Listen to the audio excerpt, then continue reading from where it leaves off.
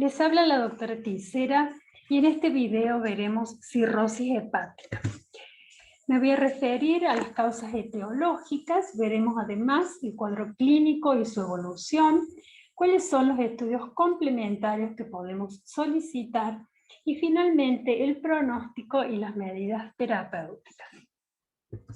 Comenzamos entonces diciendo que la cirrosis, si bien es una alteración funcional, se caracteriza principalmente por ser una alteración histopatológica difusa del hígado que se presenta como estadio final de todas las enfermedades hepáticas crónicas progresivas. Los criterios para establecer su diagnóstico son que el proceso sea difuso, que exista necrosis, que exista una alteración de la arquitectura con regeneración nodular y fibrosis, y además que haya alteración vascular.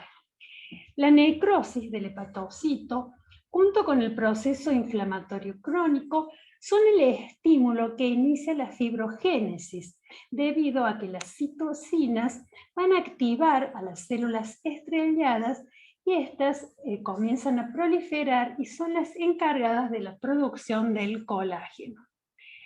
La fibrosis va a ir evolucionando a lo largo de este cuadro y en un principio, según la escala de Metavir, comienza en un estadio 1 como fibrosis portal.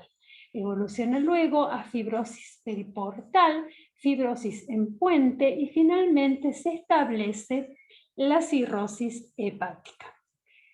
¿Cuáles son las causas etiológicas de este cuadro? En nuestro medio principalmente son de etiología metabrotóxicas y el alcohol, el consumo excesivo de alcohol es en nuestro país la principal causa. También se producen durante el curso de la enfermedad del hígado graso de etiología no alcohólica, que es una patología que se asocia con el síndrome de resistencia a la insulina, como es, por ejemplo, el síndrome metabólico, la obesidad e incluso la diabetes. En segundo lugar, están las causas infecciosas, como la hepatitis B y C principalmente, y algunos casos de esquistosomiasis. La cirrosis de etiología autoinmune se presenta en el curso de una cirrosis biliar primaria, de la colangitis y en el curso de las hepatitis autoinmune. Existen fármacos que por ser hepatotóxicos pueden iniciar este cuadro, como el metotrexate, isoniazida y amiodarona, entre otros. Dentro de las causas hereditarias, las principales causas de cirrosis son la hemocromatosis, la enfermedad de Wilson y la porfiria cutánea tarda. Los cuadros biliares crónicos, como la litiasis biliar de etiología crónica o la colangitis esclerosante, también pueden conducir al desarrollo de una cirrosis. Y finalmente existen causas vasculares como la insuficiencia cardíaca derecha, la pericarditis constrictiva y el síndrome de Budd-Chiari. En cuanto a la clasificación morfológica, puede ser micronodular cuando se presentan nódulos menores a 3 milímetros. Esto ocurre en las de etiología alcohólica, por hemocromatosis o por obstrucción biliar. Por el contrario, las macronodular, que cursan con nódulos mayores a 3 milímetros, son las de etiología vírica o por déficit de alfa 1. ¿Cuál va a ser el cuadro clínico de la cirrosis hepática? Se caracteriza por presentar síntomas en distintos aparatos y sistemas. Así tendremos a nivel de piel los denominados estigmas hepáticos, que son la presencia de telangiectasias y arañas vasculares. Estas arañas vasculares son arteriolas dilatadas, de la cual parten en forma radiada capilares también dilatados. Se localizan principalmente en la parte alta del tórax, a nivel de piel, y tienen la característica de desaparecer a la vitropresión. La palma hepática se caracteriza por presentar un eritema moteado, tanto en la región tenar como hipotenar, debido a una vasodilatación que se debe a un exceso de estrógenos circulantes que no pueden ser metabolizados por el hígado. Con frecuencia, los pacientes presentan contractura palmar de Dupuytren, fragilidad ungueal e hipertrofia parotidia. Esta hipertrofia parotidia es más frecuente en la cirrosis de etiología alcohólica y se debería al depósito de grasa a nivel de la glándula. Puede cursar también el paciente con síntomas digestivos como meteorismo, dispepsias y diarreas intermitentes. A nivel endocrinológico, cursan con atrofia testicular, impotencia en el hombre, ginecomastia, y en la mujer, amenorrea. En ambos sexos se produce una disminución del vello, sobre todo a nivel axilar y pubiano. Estas alteraciones endocrinológicas también se deben al exceso de estrógeno que circula en estos pacientes y además al déficit de testosterona. Conforme avanza la enfermedad, podrán detectar al examen físico una hepatomegalia que es indolora, dura y de bordes irregulares. Puede presentarse también una esplenomegalia y el síndrome ictérico, que se caracteriza por ser una ictericia hepática sinusoidal y por lo tanto se va a acompañar de coluria y acolia. Estos pacientes pueden presentar pérdida de peso y disminución de la masa muscular, sobre todo a nivel de los miembros superiores e inferiores. En estados más avanzados se presentan los síndromes hemorragíparos como petequias, equimosis y hematomas. Y ya en un estadio descompensado se presenta la ascitis, que se acompaña de edema en miembros inferiores y anasarca. Podemos decir entonces que esta patología se caracteriza en su historia natural por tener una fase compensada y una fase descompensada. Al inicio la fase compensada puede ser oligosintomática o con manifestaciones subclínicas. Aquí, por lo general, el paciente presenta síntomas dispépticos y puede comenzar ya a presentar una hepatomegalia siempre indolora y de bordes redondeados. En esta etapa compensada, los factores de mal pronóstico es el inicio de la hipertensión portal, la cual se va a acompañar de una disminución en el recuento de plaquetas, presencia de esplenomegalia y comienzan ya a desarrollarse las varices esofágicas. En una etapa descompensada, la cual está marcada por el inicio de la ascitis, va a presentar además el paciente hemorragias digestivas, se intensifica la ictericia y puede incluso en estados finales aparecer la encefalopatía. Los factores de mal pronóstico en esta etapa descompensada es el deterioro de la función renal y la instalación del síndrome hepatorrenal. El deterioro de la función hepática se intensifica y puede presentarse como complicación la peritonitis bacteriana espontánea y el hepatocarcinoma. Es decir, que en su evolución la cirrosis va a presentar distintos estadios, según se acompañe de varices, sangrado o presencia de ascitis. Se clasifica así en 4 estadios. En el primer estadio no se presenta ninguna de estas alteraciones y por lo tanto el pronóstico es mejor. Ya en un estadio 2, que está determinado por la aparición de varices esofágicas, la mortalidad puede ser del 3% al año. En el estadio 3, además de varices esofágicas, comienza a presentarse la ascitis. Y en un estadio 4, además de varices, estas comienzan a sangrar y se intensifica la ascitis. De modo tal que en los estadios 1 y 2 se considera cirrosis compensada y el estadio 3 y 4, que ambos cursan con ascitis, se considera cirrosis descompensada. El hepatocarcinoma puede presentarse en cualquiera de estos estadios. En el estado final de la evolución de la cirrosis, ya tenemos instalado una insuficiencia hepática crónica, que se define como una disminución lenta y progresiva e irreversible de la función hepática y que va a cursar con remisiones y reagudizaciones. La causa más frecuente de esta insuficiencia crónica es justamente la cirrosis y la hepatitis crónica. Esto se produce por una imposibilidad del hígado para metabolizar los productos tóxicos. Por lo tanto, comienza a acumular amonio en la sangre. Este atraviesa la barrera hematoencefálica y es la causa esta del desarrollo de la encefalopatía.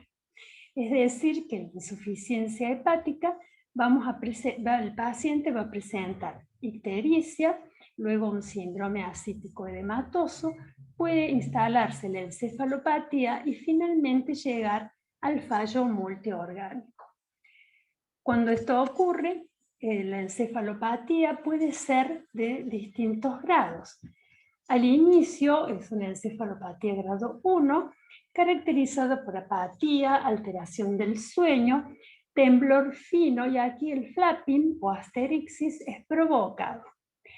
En el grado 2 hay somnolencia, desorientación, el asterixis es espontáneo y el paciente presenta disartria. En un grado más avanzado aparece la confusión mental, habrá hiperreflexia con Babinski positivo, mioclonía e hiperventilación. Y finalmente se llega al estado de coma. El grado 1 y 2 tiene una mortalidad del 35% y el grado 3 y 4 la mortalidad asciende al 80%. Cuando se instala al final el fallo multiorgánico, el paciente ha de presentar edema cerebral con cuadros de isquemia e incluso hipertensión endocraniana. Se instala la insuficiencia renal, habrá alteraciones metabólicas como hipoglucemia y alcalosis metabólica, distrés respiratorio con hipoxemia y también hemorragias pulmonares, hemorragias digestivas que se intensifican y finalmente coagulación intravascular diseminada, sepsis y finalmente la muerte del paciente. Pero a lo largo de todo el cuadro clínico, ya sea para establecer la sospecha de diagnóstico o para evaluar cómo va evolucionando nuestro paciente, contamos con datos de laboratorio. Debemos solicitar el hepatograma completo en donde vamos a observar aumento de transaminasas, tanto GOT como GPT. Recuerden que el aumento de estas enzimas significa o es expresión de la necrosis del hepatocito. Habrá también aumento de bilirrubina, tanto directa como indirecta, aumenta la gamma-glutamil transpeptidasa y aumento de fosfatasa alcalina. El aumento de todas estas variables, bilirrubina, la gamma-glutamil y fosfatasa alcalina, son expresión de obstrucción a nivel de los sinusoides. Pueden presentar también una hipergamaglobulinemia que se debe a la presencia de antígenos bacterianos intestinales que no pueden ser depurados por el hígado y por lo tanto se produce la formación de anticuerpos.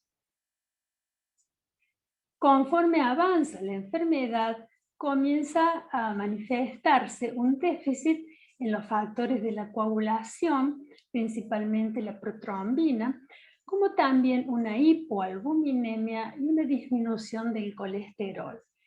Todas estas disminuciones se deben al fallo funcional del hígado, son expresión de una alteración funcional, ya que los factores de coagulación y la albúmina se forman en el hígado. Los pacientes van a presentar anemia. En este caso se trata de una anemia multifactorial. Puede deberse a una carencia de hierro o carencias de ácido fólico y vitamina B12. También se debe a anemias hemolíticas debido al hiperesplenismo y anemias por el efecto tóxico del alcohol sobre la médula ósea. Cursan además con leucopenia y plaquetopenia. Debemos solicitar además, ante el diagnóstico o la sospecha diagnóstica de cirrosis, estudios orientados a identificar la causa etiológica. Si sospechamos una hepatitis viral, vamos a pedir la serología para hepatitis B y C principalmente.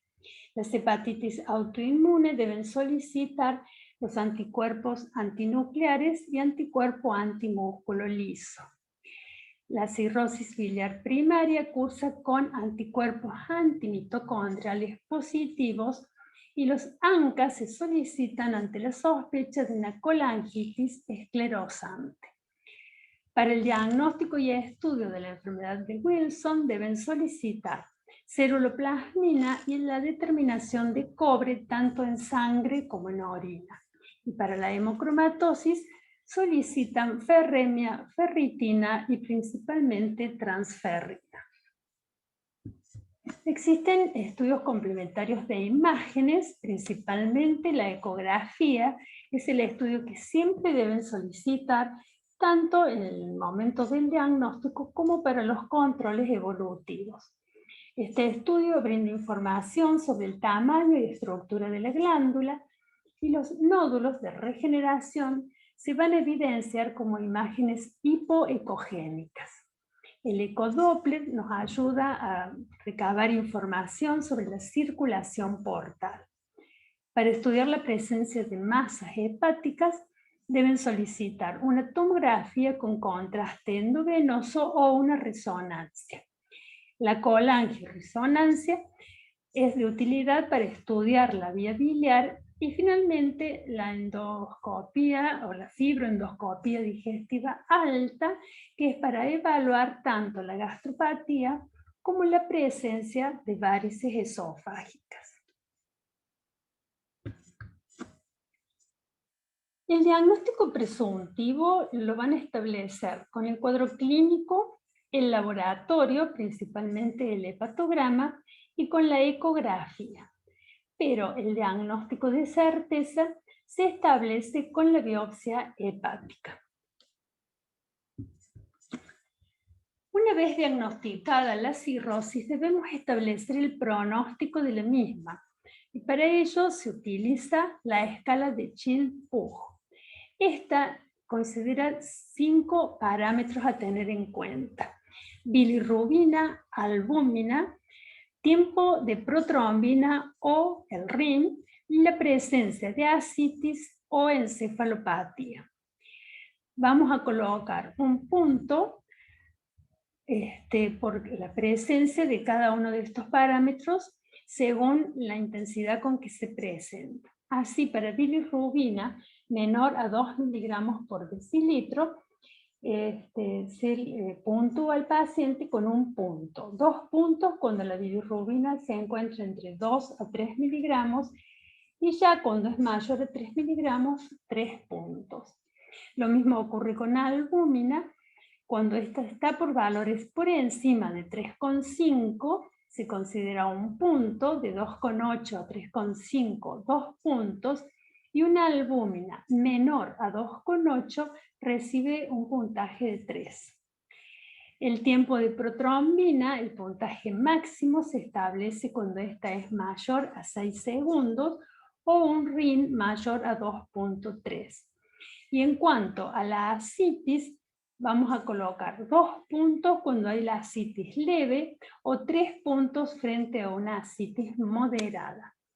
Lo mismo ocurre con la encefalopatía, cuando es de grado 1 o 2, colocamos 2 puntos y frente a una encefalopatía de grado 3 o 4, el paciente recibe 3 puntos. Se hace la sumatoria de todo este puntaje, de modo tal que si un paciente presenta 5 a 6 puntos, se considera grado A, es decir, enfermedad compensada, que tiene mejor pronóstico y la sobrevida al año es del 100%. Si reúnen 7 a 9 puntos, es de grado B, en donde el compromiso funcional ya es significativo y la sobrevida al año disminuye a un 80%. Y finalmente, entre 10 y 15 puntos en esta escala, se considera grado C, que es la enfermedad descompensada, cuya sobrevida a 2 años es del 35%. ¿Cuáles son las medidas terapéuticas que podemos indicar? El reposo está indicado en los casos de cirrosis descompensada con presencia de ascitis. En todos ellos, tanto desde la etapa compensada como descompensada, debemos indicar dieta que está caracterizada por proteínas animales, 0,5 gramos por kilo. Indicamos restricción de sodio y líquidos y debemos dar aporte de vitaminas, principalmente del complejo B, vitamina C, vitamina K y ácido fólico. En las etapas descompensadas, cuando el paciente ya presenta ascitis, está indicada la espironolactona, y cuando esta no es suficiente para controlar este síntoma, podemos agregar furosemida. El propanolol se indica desde el inicio de las varices esofágicas, con lo cual se logra, en cierto modo, prevenir la hemorragia. En el caso de encefalopatía vamos a indicar lactulosa para evitar que se absorban a nivel intestinal las sustancias tóxicas y antibióticos como la neomicina. Frente a la complicación de la peritonitis bacteriana, se utilizan las cefalosporinas de segunda o tercera generación.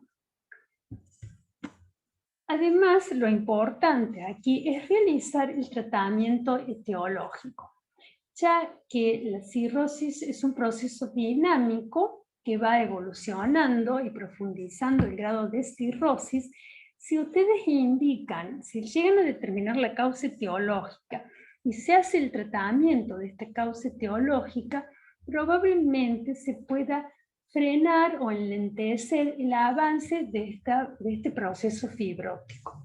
De este modo, cuando se tratan de hepatitis víricas, vamos a indicar los antivíricos. Para la etiología alcohólica se indica la abstinencia total y definitiva de alcohol. En los casos de hepatitis autoinmune debemos medicar con prednisona y azatioprina. Para la cirrosis biliar primaria se utiliza el ácido ursodesoxicólico.